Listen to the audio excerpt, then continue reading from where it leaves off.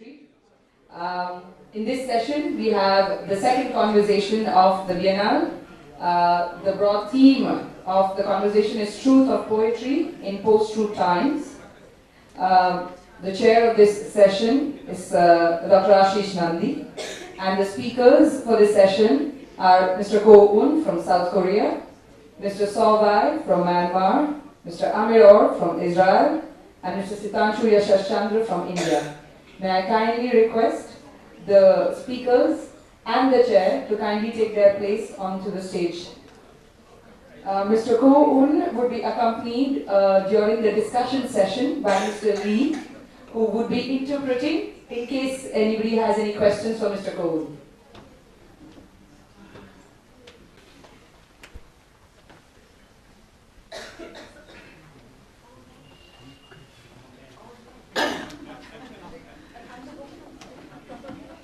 Okay, there we are.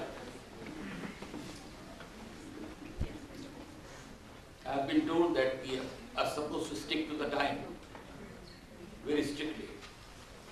And one of the organizers told me that this is international time, not Indian time. We Bengalis are notorious. We think it is almost unmannerly to come in time. Anyway, that's another story. We shall start. The order will be as follows.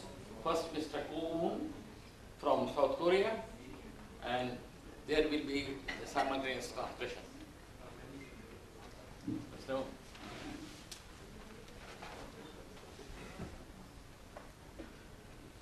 this is my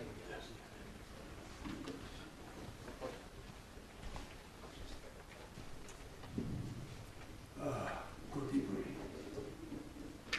Use the fixed mic. 먼저 두 가지를 지적하겠습니다. 첫째는 자주 거짓은 앞이고 진실은 뒤에 있다는 것.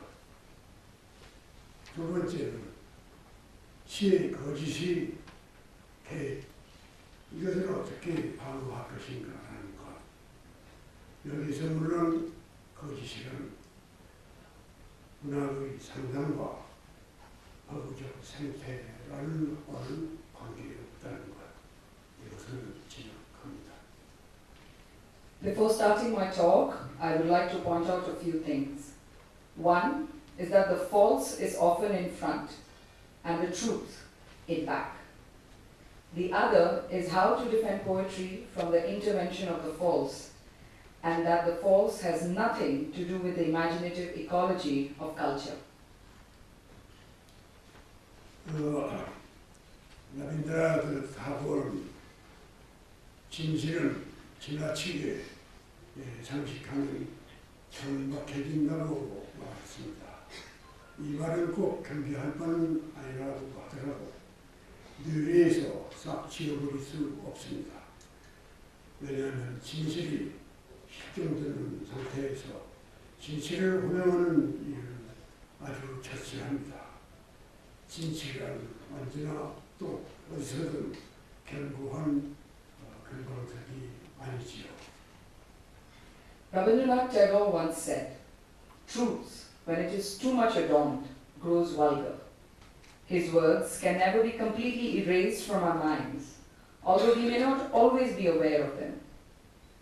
When truth goes missing, it is urgent to call for it. Truth is never a solid diamond, whenever and wherever. The theme of the truth of poetry in post-truth times is as comprehensive as it is acute today, going on to become an issue for the theory of civilization.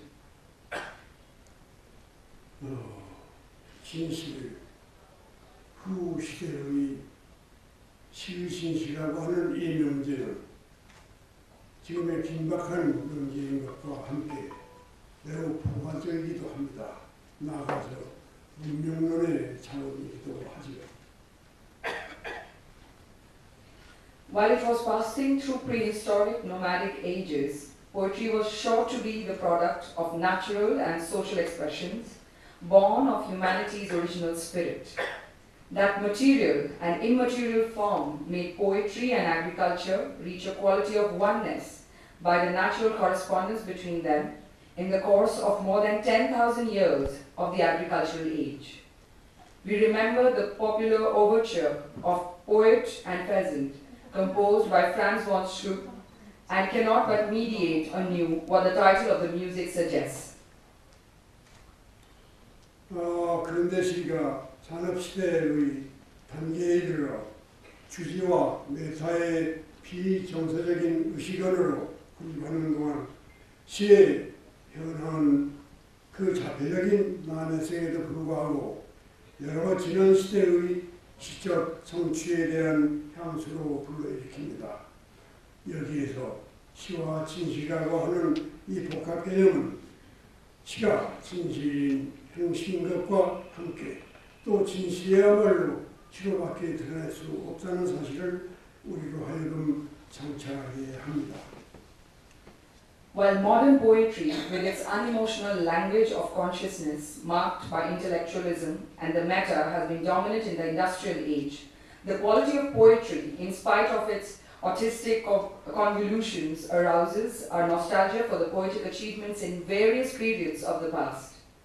Here, the complex concept of poetry and truth makes us reflect on the fact that poetry is the form of truth and that truth itself cannot be revealed without poetry. 어떤 시대에도 진실은 은폐되거나 그 자체로 유화처럼 보호의 대상이 되기 쉽습니다. 오히려 그러기 때문에 진실은 고귀한 가치로 강조됩니다.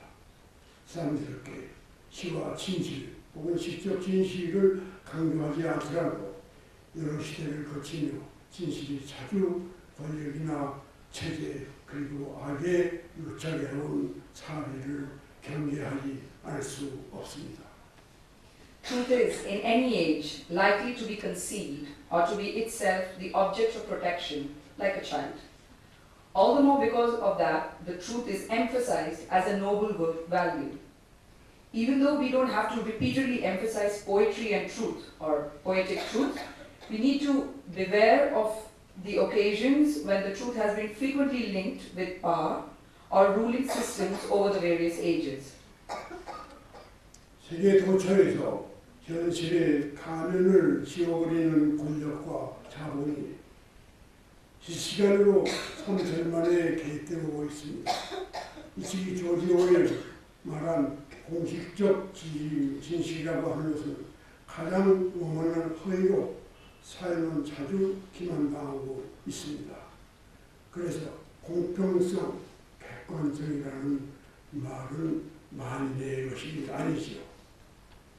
All over the world, power and capitalism that put a mask over reality interfere with our whole life in real time. Our society is frequently deceived by the most sinister falsehoods that George Orwell called official justice. Fairness and objectivity are never for all people. 지금 세계의 표면에는 진실이 거의 없습니다. 어쩌면 진실은 바다 및 난파선의 잔해에 끼어있는지 모르죠. 가공할 허위와 기만 그리고 통제로 진실은 지하에 파묻혀 그것이 현실적인 효력이 다한 없어진 뒤에야 하나의 잘라임 없는 후일감의 화석으로 떠오르는 경우가 허다합니다. 진실은 진실의 분일 따름이죠. Today there is no truth on the surface of the world. Maybe it is trapped in the debris of some wrecked ship. In many cases, the truth is often buried underground by formidable falsehood, deception, and control, and looms up only after it has lost its present effectiveness as a fossil of a trifling nostalgic story. Truth is only the misfortune of truth. 4차 혁명산업과 그 뒤에 5차 산업시대를 예측하는 이 시점에서 우리는 인간과 기술의 결정 주체가 어느 쪽이 될지 모릅니다. 또 인공지능, 정강인간의 특이점을 경험하는 동안 아마도 기술 진행이 시와 인간의 영혼에도 개입할 것입니다. 장차 기계와 인간을 결합한 포스트 모던이 도래할 것입니다. 이럴 때 진실의 행방은 어디로 갈 것인가 하는 것이 우리가 생각해야 할 일입니다. At a time when people are predicting a fourth industrial revolution and then a fifth industrial age, we don't know who will be the decision-making subject between technology and human.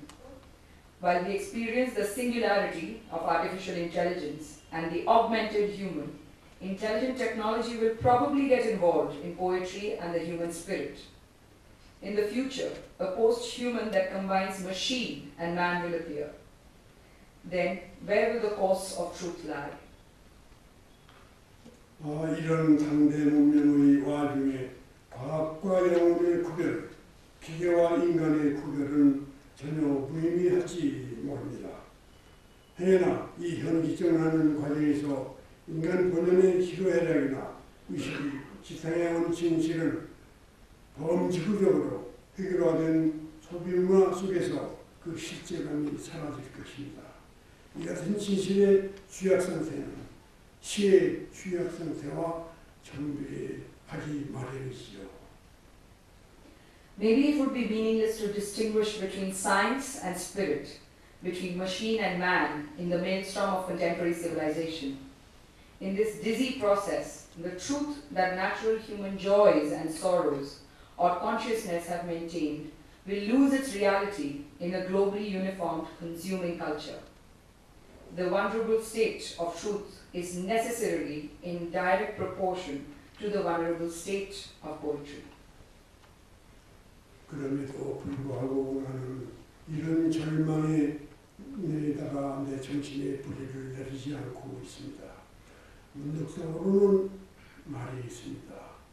고대 인도 서사시 마하바라타에서 하리하라 우주 영혼이라고 하는 이런 신성한 단어를 우리는 치고 있습니다. 시와 인간 그리고 인간의 현실은 그 자체의 율동으로 진실을 구현해 나갈 것입니다. 그리고 그 끝내 우주의 율동과 결코 경이되지 않은 인류로서의 진실을 지향할 것입니다. However, I refuse to put down my spiritual roots in this despair. Something occurs to me. I recall the sacred name Harihara in the ancient Indian epic Mahabharata. Poetry and man's reality realize the truth with their own rhythms, and those cannot eventually be separated from the cosmic rhythm aiming at oneness. 시와 진실은 인간의 열망과 보편적인 양식을 통해서 그의 가치입니다. 장차 호모사피엔스 이후의 통합적인 삶 역시 이 같은 신금의 기원적인 충동 없이는 조성할 수 없을 것입니다. 시가 위대한 과거를 가지고 있는 것 이상으로 시는 위대한 내일을 낳을 것입니다. 그것이 재생이든 혹은 신생이든입니다. Poetry and truth are a non-dual value formed by human yearning and common sense.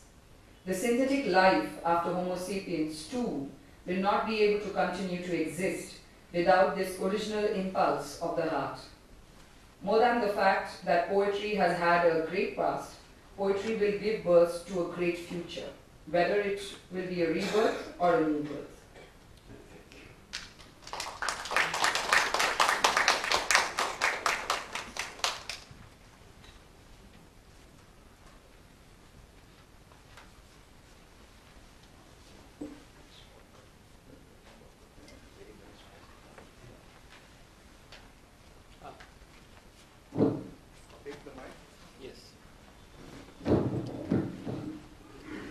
Mr. So Rai from Burma, alias Myanmar. Burma.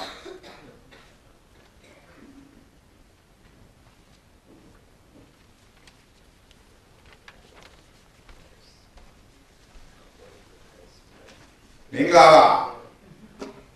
Namaste. I better try English. Oh my God, didn't do that.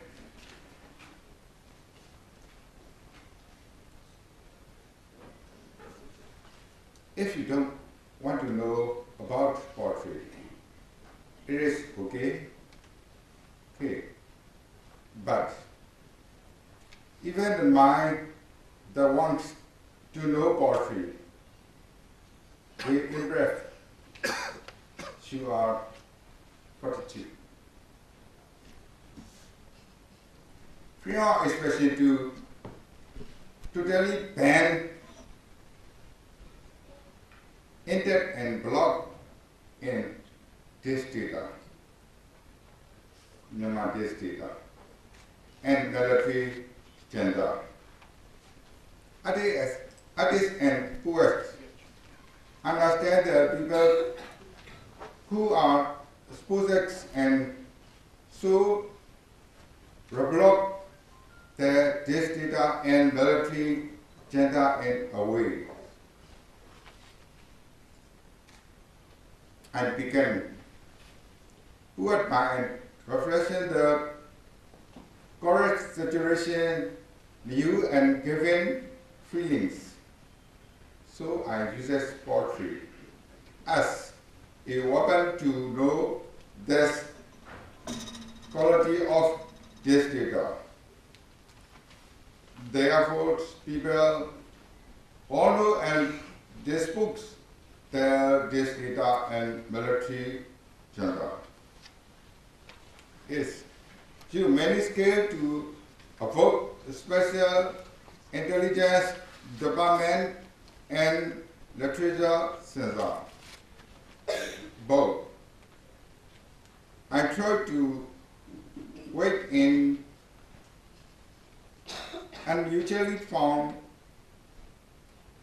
I use so many signal and the audience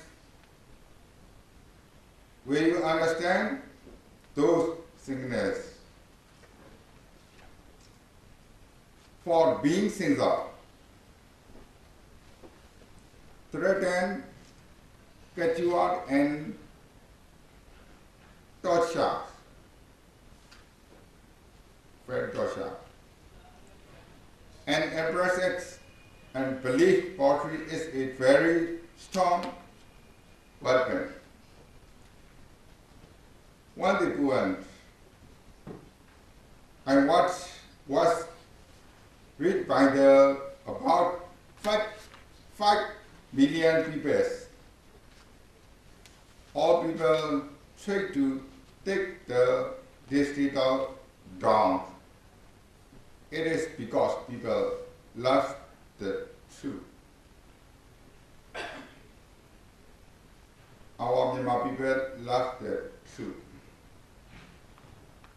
Our all people love the truth.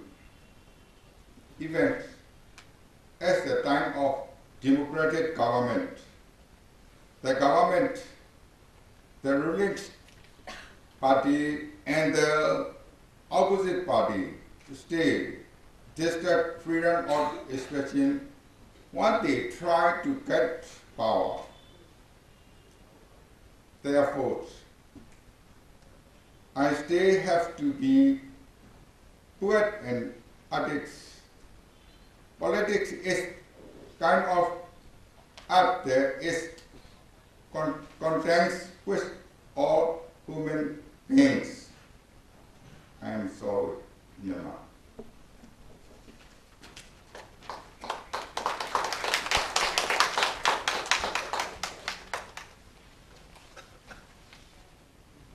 Mr. Ami O. You're not using the mic. Oh, I'm sorry. Mr. Ami O from Israel.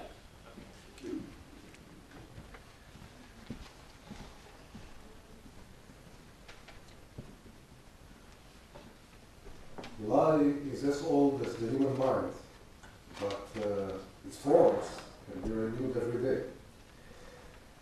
In our era, postmodernism made truth relative, and in fact denied it altogether.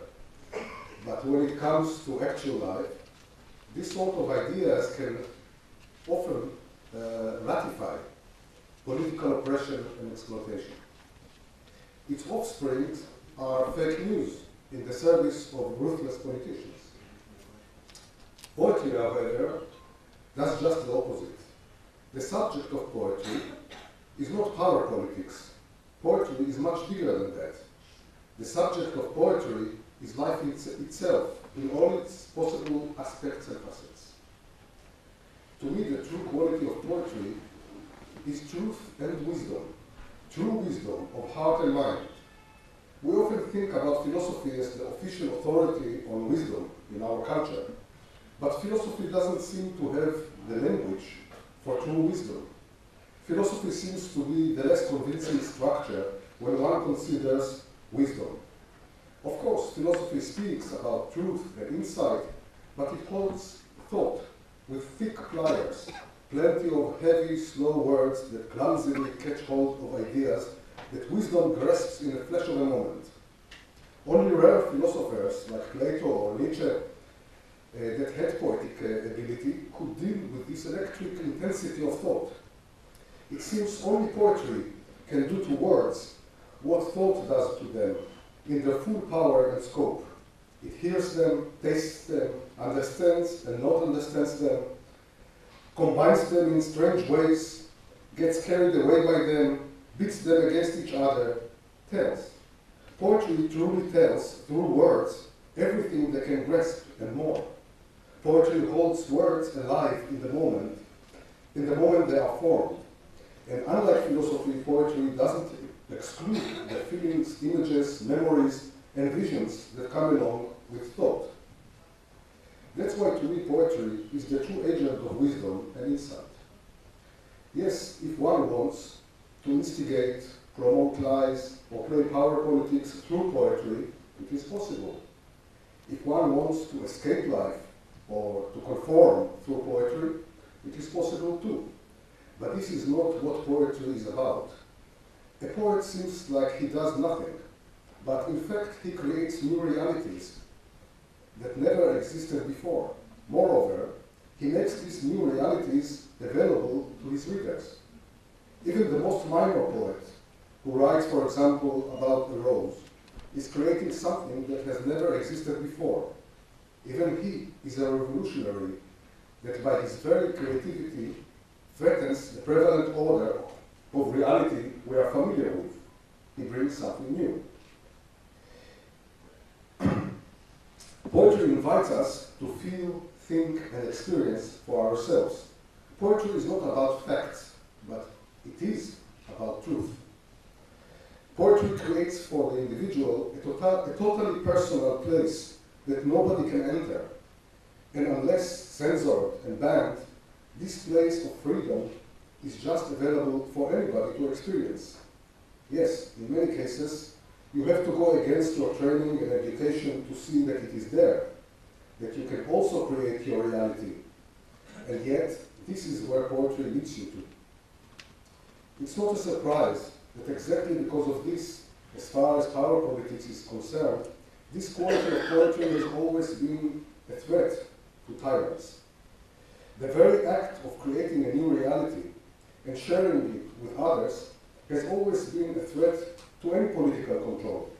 Any regime would rather have its people watch soap opera on TVs, play computer games, go shopping, and at large distract themselves as much as possible, but not, except of course go to vote every 4 years, but not feel and think for themselves. Poetry has been traditionally a threat to power structures, whether it was the Catholic Church or Soviet Union, and this hasn't changed much. Throughout the ages, poets have been either silenced or forced to praise the ruling doctrine. But poets have been maltreated, not only in totalitarian regimes, but also oppressed mentally and financially in what we call the free world. What a true democracy will do is just the opposite. Foster poetry, provide us with proper poetic education, make it possible for us to understand and use the language of poetry, and fearlessly let poetry invite us to look for truth. First of all, inside ourselves, and then in our fellow men and our societies. For poetry is just that, a rebellion of truth-seeking and creativity, and a liberator of the individual. Thank you.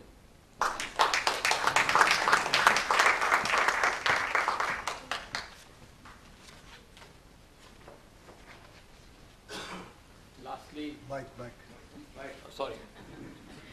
Lastly, Dr. Hitanshu Yashaschandra from Gujarat.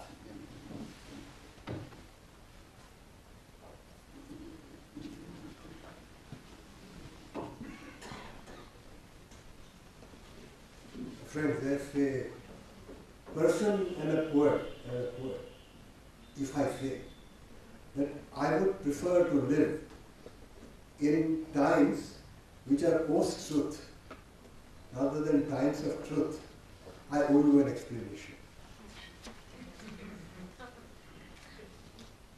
Truth with capital T is a dangerous thing.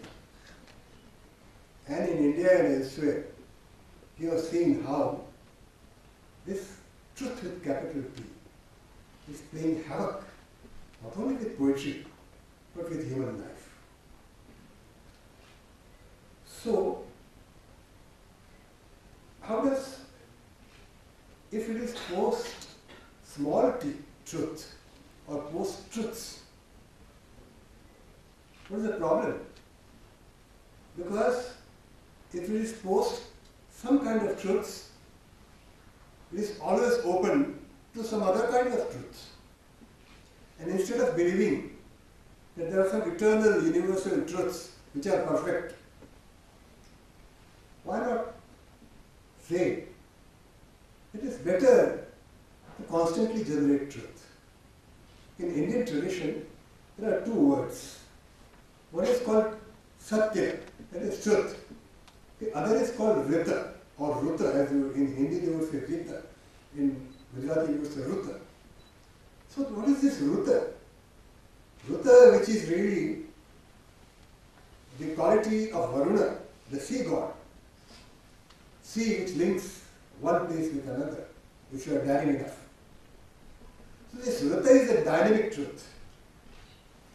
And I would submit that the greatest problem with all arts and poetry is this insistence on truth. Because it is somebody's truth. They pretend it to be three things: universal, eternal, and perfect. Let us see what is universal. Universal is place or specific. Human beings live in space. If you are in India, it is 5:20 right now in the evening. In America it is another time. And at other places there are other times. What is eternal? Eternal is time unspecific. And that's why this whole idea of perfection is there. The worst that can happen is that we try to come up not with kavya but with mahakavya, with perfect, something that would get you Nobel Prize. Let us ask ourselves, do we not covet after Nobel Prize? We should not. Because this Nobel Prize has its own truth, explosive truth in its roots. It is not given like that. It might be considered today to be the criteria for a great poet. It's not so. Let's insist on small truths. Let's insist on Ruta. What is poetry in India? Poetry, above all, is dhvani or suggestion. Language can operate in three ways according to Indian tradition. When it is Shabda Pradhana, when the main thing is sound, it becomes mantra or a magic chant. When it is Artha Pradhana, when the meaning is main thing, it is a language of common discourse. If I tell you, go to your right and then turn left, I could say it in any way, but you can always go and turn it. My sounds don't matter. But what is poetry? Shabdartham, Sahitam, Kavyam. Shabda net together. I have never seen a less scientific definition, but better definition than this. Ati Vyapta, Shabdartham, Sahitam, everywhere. But it's not Ati Vyapta. That's why they separate mantra and Vyavara Bhasha from that. So, what does Dhvani? What is this poetic mode of language? As now in modern times you would say, linguistic term. So, what is this? So, Ko-un very rightly pointed out to the artificial intelligence and age of machine which is coming up. It could come. How can we deal with it? How can poetry and so on deal with it? I would end with that. So, what happens is that when machine comes, between you and another human being there is a machine. Mediation. So language and power and everything, it mediates between one human being and another.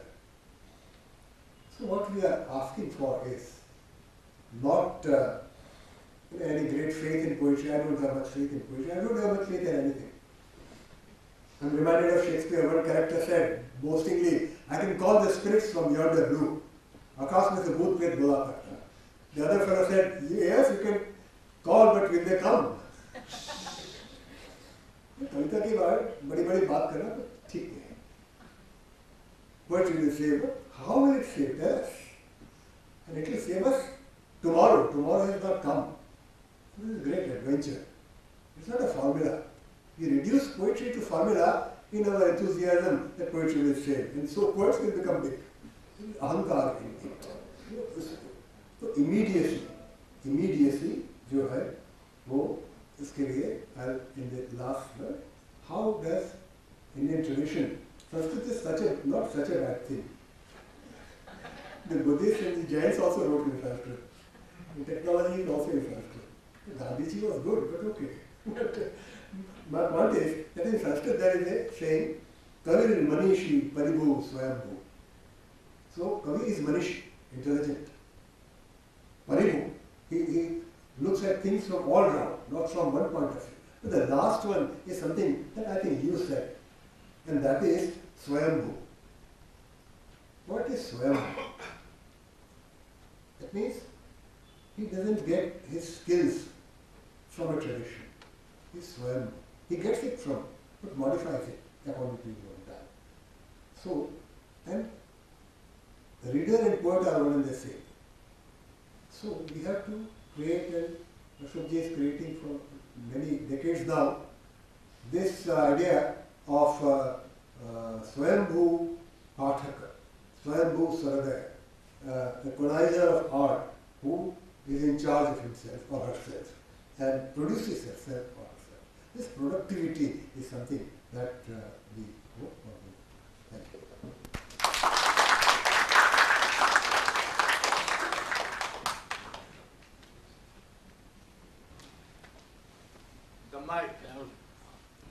Sorry, I was always let us open this up now for some discussion, questions, or even responses. Please.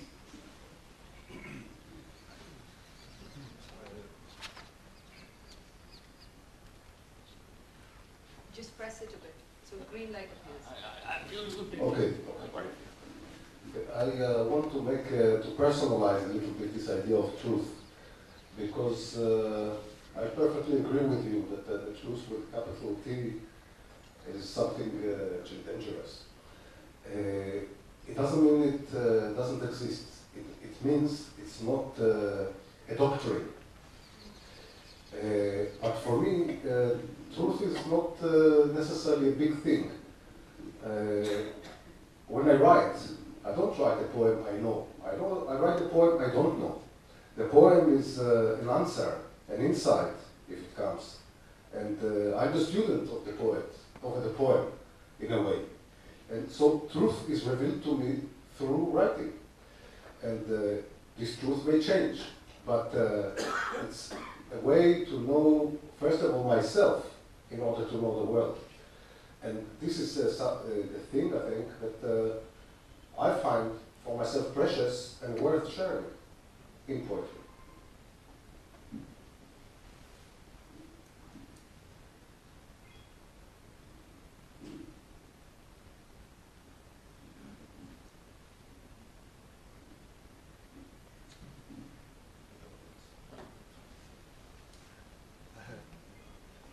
Please. Yes, may I just get the mic? I have only 2 cordless mics. To Sitanshu's thing.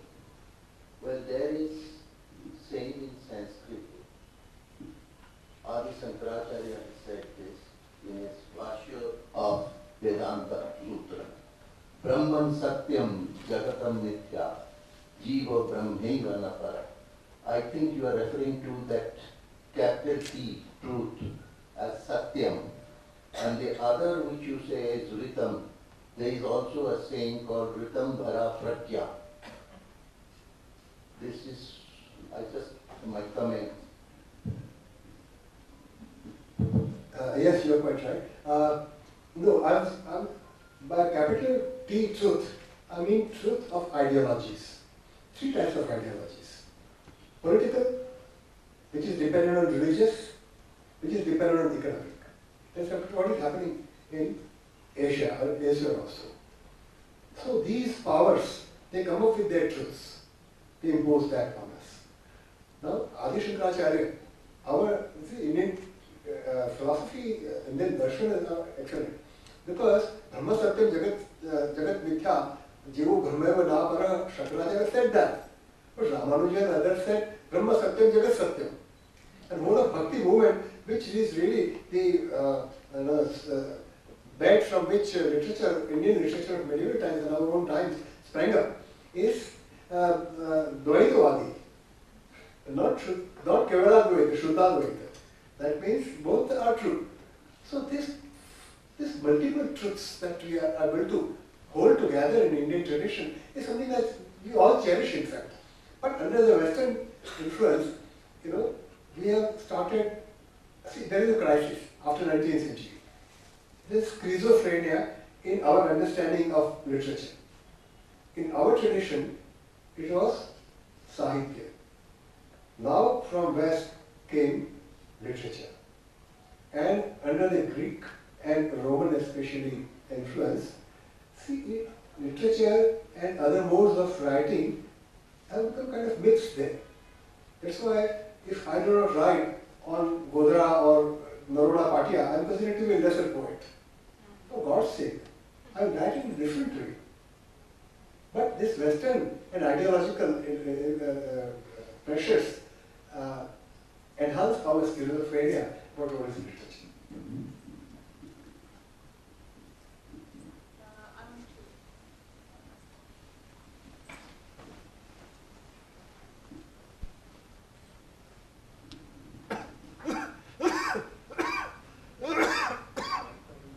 My question to Sitanshu ji.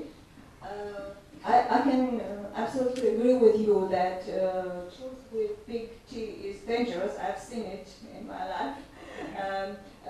And truth, for me, it's evident that there are many truths. And the most important thing, as you said, that they depend on time and space, so they are in a concrete situation. But don't you think that the other extreme, notion that there is no truth at all, that different truths can be at the same place, at the same time. Don't you think that this is also dangerous and it's more modern problem? It's a great danger facing all of us today, all over Asia. We must confront it, but we must not. There is a nyaya in our tradition. It's called Kita Bhramara Nyaya. That means if a worm is stung again and again by a wasp, it turns into a wasp. Kita Bhramara Nyaya. You must be very careful about the colonial, post-colonial, capitalist, communist, all these ideologies that have come, both capitalism and communism. We must be very careful. We must be on our own. We have our resources. We have our own resources. We have our own epistemology and ontology and our nyaya. We seem to have forgotten. Nobody knows what is nyaya. I'm sorry, my question was another one. Maybe I didn't express it clearly. It's not about ideology, it's about concrete situation. There is conflict, I have my truth, you have your truth. Who will win? Who has the truth or who is the strongest? Or does truth has anything to do with that? Or does there's no truth in such a situation? Very briefly, because I've been taking time, I'm sorry. But very briefly, you know Gandhiji's autobiography. In English it is called My Experiments with Truth. Go back to Gujarati. You have it. Go back to Gujarati. It's called Satyana Prayogo. Now that Na, Shashti Vibhakti could be interpreted in two different ways. One is implementation of the truth that I know into reality, into action. So that is one. The other is my search for truth, my experiments to arrive at truth. And the second interpretation, which is lost in English translation, is better because Gandhi says that if I have said something 4 months back and if I say something different today, please forget what I had said 4 months back. What I have said today is true, which goes to indicate that a certain gentleness about truth, about each other's truth.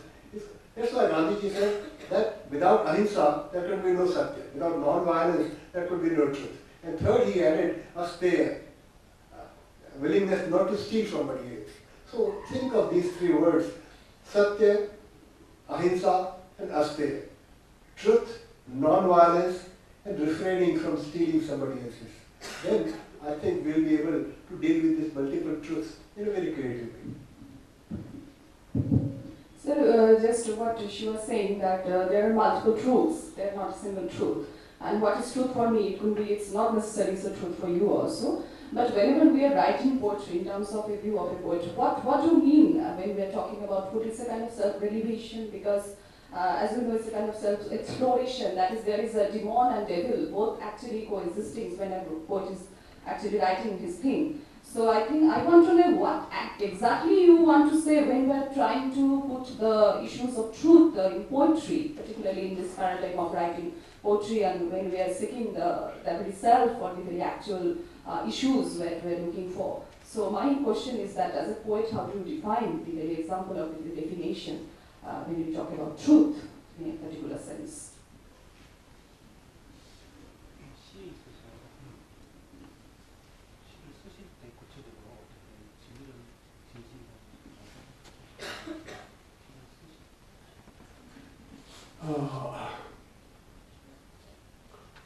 이번에 이 축제에 온 것이 참 기쁩니다. 그런데 기쁨 하나의 수확이 있는데요. 저는 돌아가면 오늘 여기 이 과제를 가지고 얘기하는 이 과제를 가지고 아주 긴 평론을 쓸까 합니다. 그래서 진실 이후의 시대의 시의 진실이라고 하는 그런 이 명제 그대로 제가 책을 한권 쓸까 하는 생각을 지금 하고 있습니다. 그런 점에서 여기 온 것을 좀 크게 유익하게 생각합니다.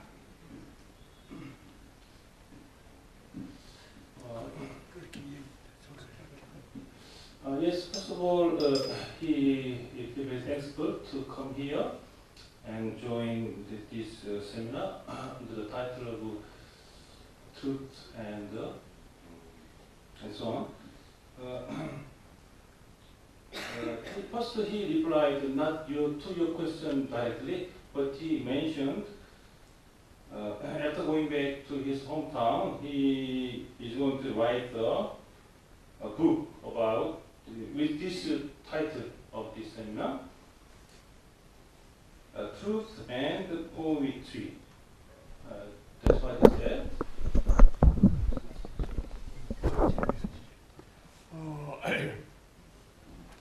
사실은 Yes, yes, yes. Yes, it's on. 이 엄마가 아기한테 어린아이한테 자기는 사과를 안 먹는데도 아기한테 주기 위해서 나는 엄마는 사과를 먹었다. 그러니 너 먹어라 하고 하는 이런 거짓말이 있습니다. 이런 거짓말을 우리는 여기서 얘기하는 것은 아니죠.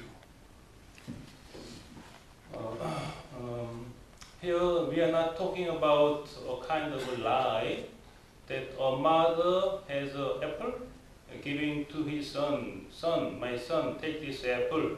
I always ate it, so you take it. So here in this seminar, we are not talking about this kind of a lie. 또 사랑하는 사람끼리 서로 필요한 거짓말이 있습니다. 아플 때 상대방이 걱정할까 봐 나 지금 아프지 않아. 또는 배고플 때도 나 지금 배고프지 않아. 이런 거짓말을 하지요.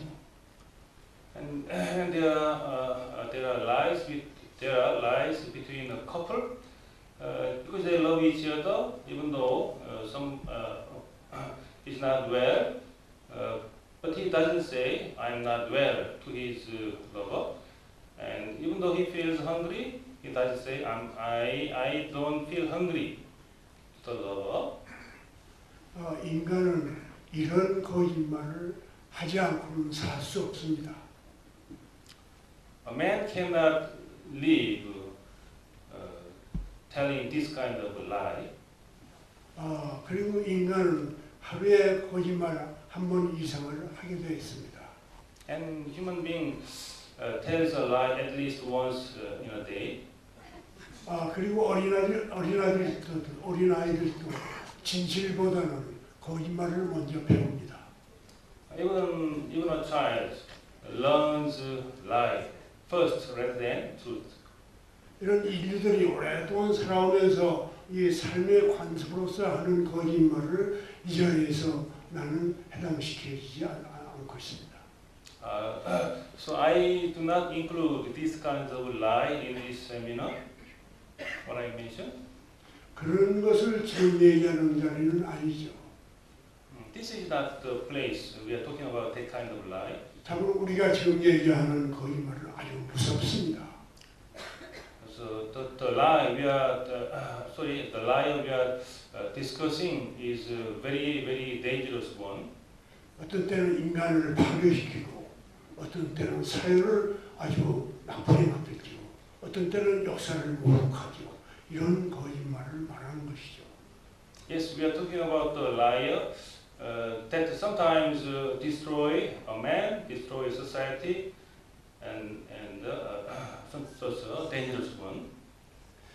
내 친구 중에 릴레이션카라고 하는 그 아프리카 친구가 있습니다.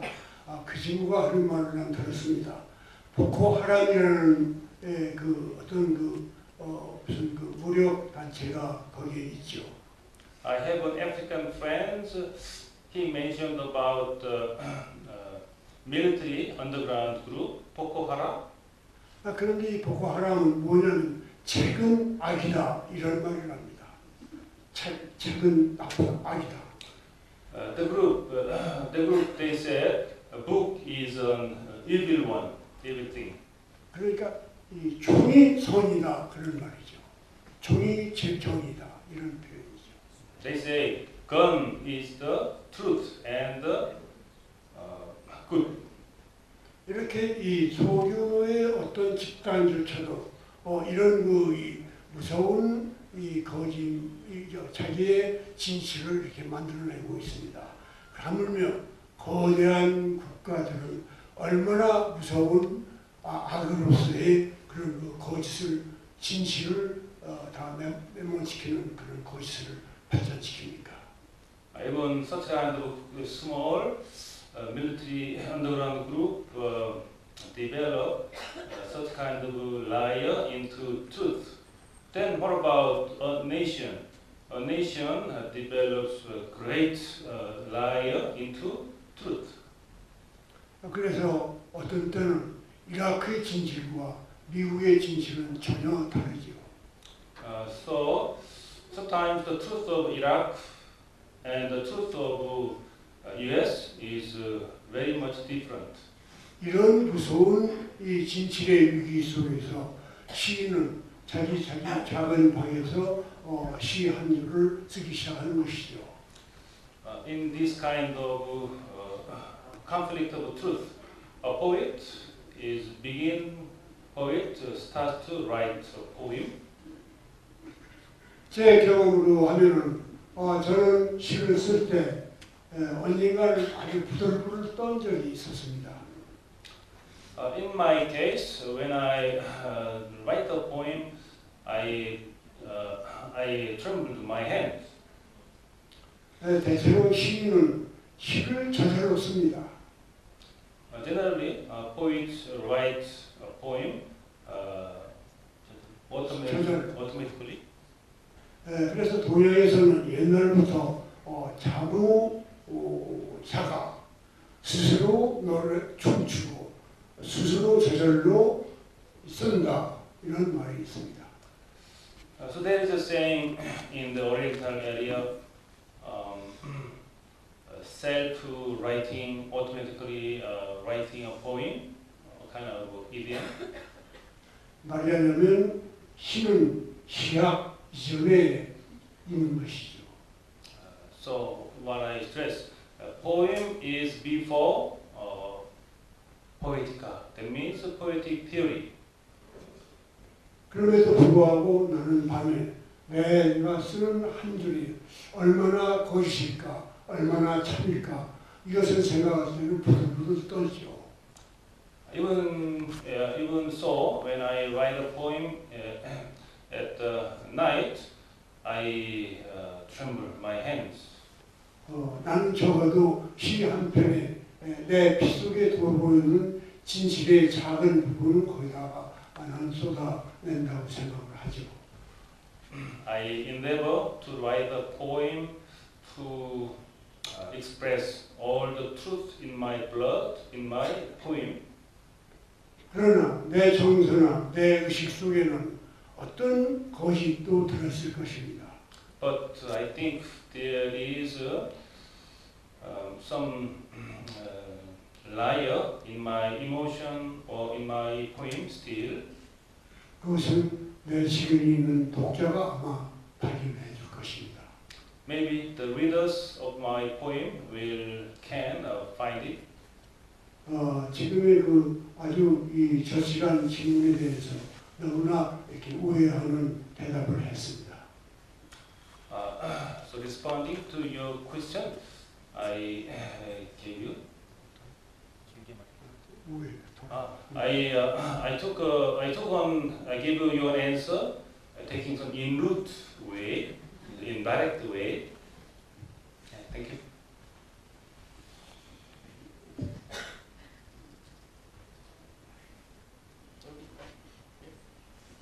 Okay.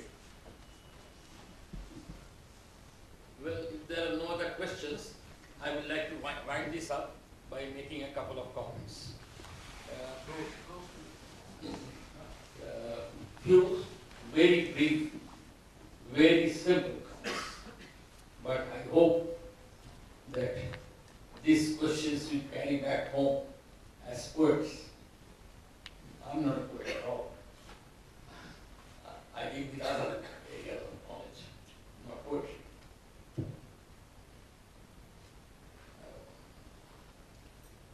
Tangshu has mentioned the case of Vedanta, which is an extreme monistic philosophy, where even the partition between the divinity and the self is removed. That is his philosophy. Was Shankaracharya, the greatest of teachers in that domain, who dominates the field. He's cast his shadow on entire Vedantic experience. Also wrote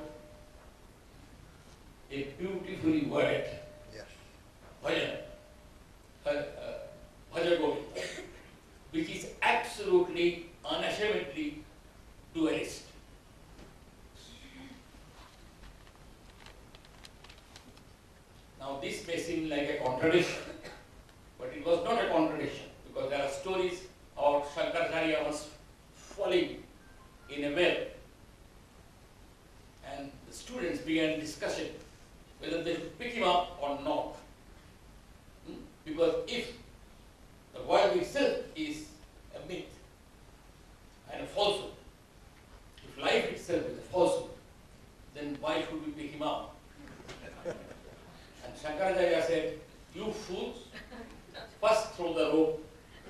and then resume your debate.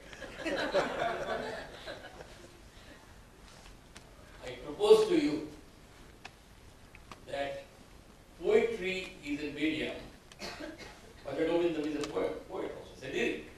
Also, in addition to being a song, it is a song, but also a lyric. I propose to you, like in music and poetry too, even when you are not trying to tell the truth, you tell the truth. Because poetry is not under your control if you are a good poet. Poetry writes itself. If you struggle very hard, you might produce it can be very competent, but it will not be great unless and until the poem itself takes over and writes itself. You are almost like an instrument. That's first. My second proposition is this, that the truth of poetry is not the truth of science, nor it is the truth of everyday common sense. I have to say these both examples because science is often a negation of common sense. Common sense said that the sun goes round the earth.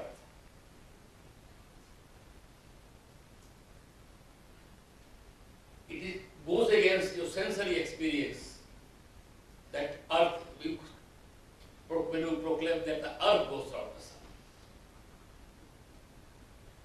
The artificial intelligence, they are now talking of often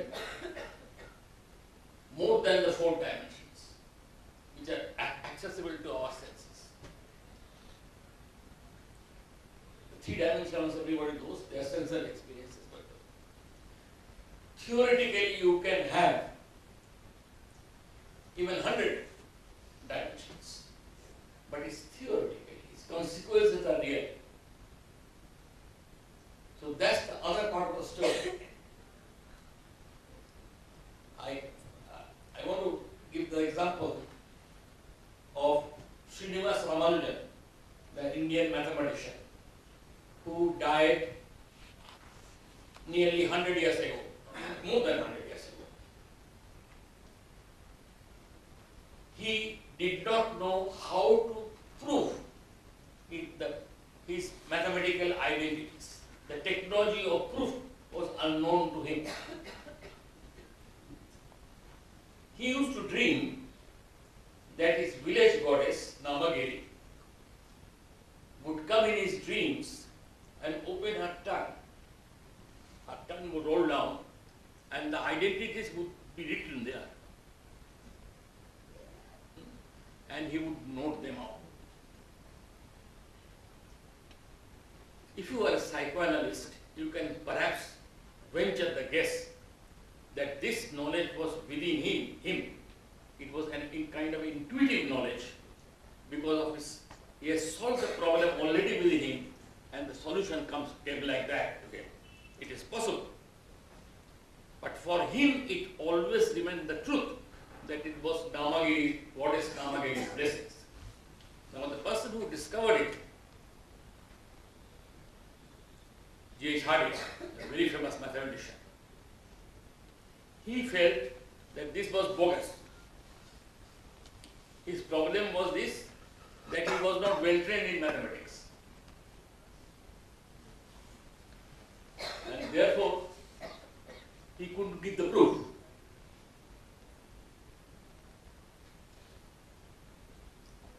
I think 100 years after his death, we can safely say that he is recognized as the greatest natural genius in mathematics in the last 300 years.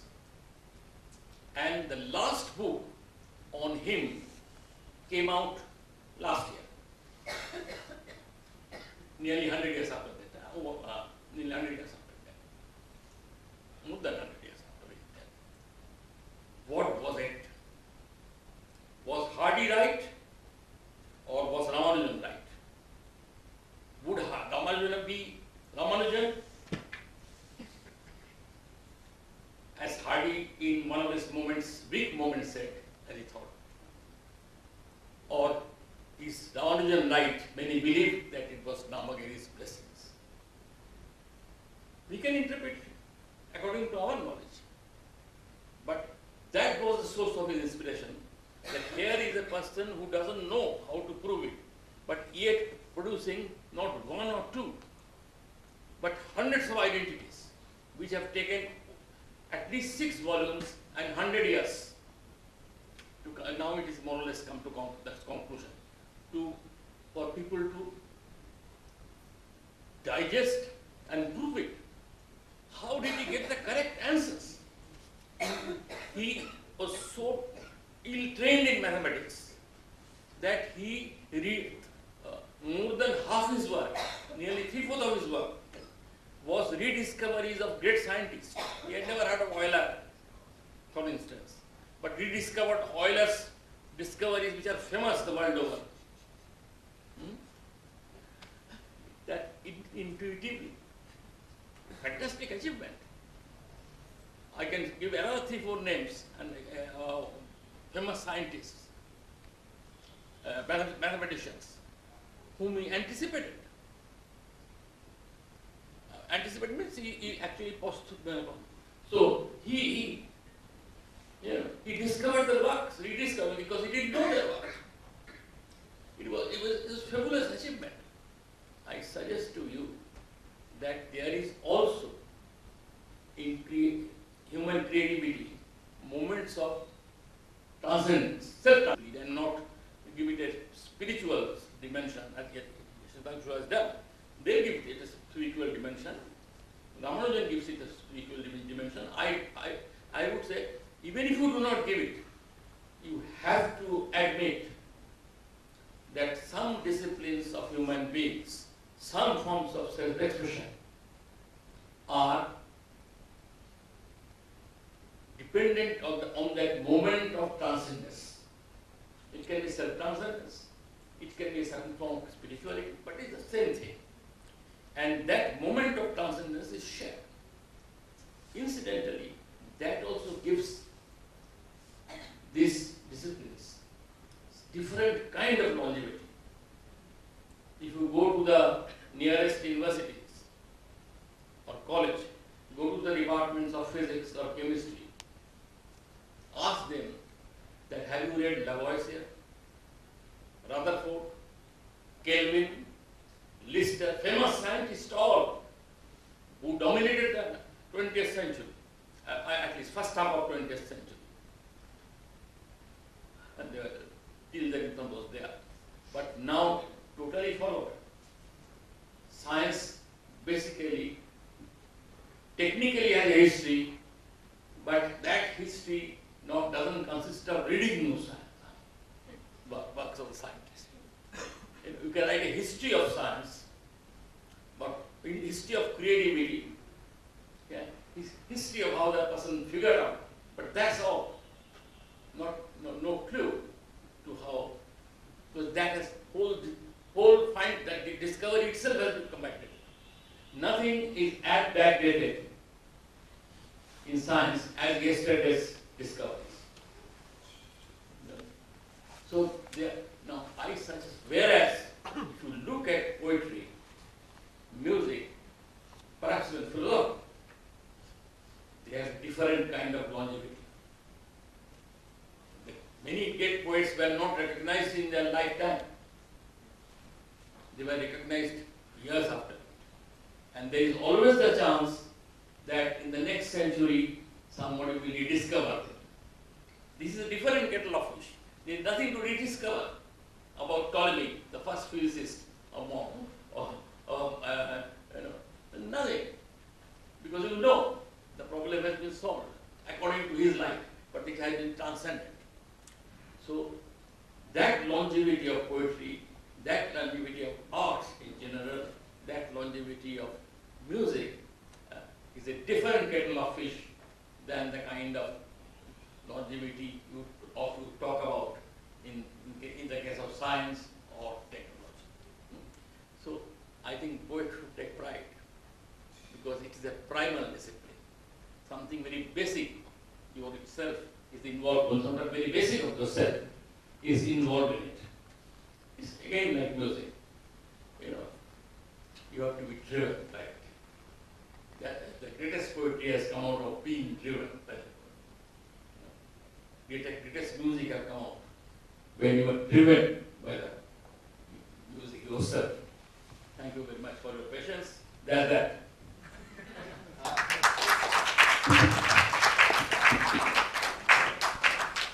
Well, friends, with that we come to the end of a rather long day. So much of poetry, so much of ideas about poetry, so much disclaimers about poetry, etc. Now, other than the poets participating in this festival, who will please stay on for a photograph, the others can go home with our thanks and gratitude. And tomorrow at 10:30 we reassemble. So please take care to come on time. Come on time to take tea or coffee or whatever is available. But be here by 11 o'clock. Thank you very much. The poet should stay back. And the chairpersons also. At least I see one of them. I think others have disappeared. Having chaired, they have gone to their tables. I was almost going to say to their stables.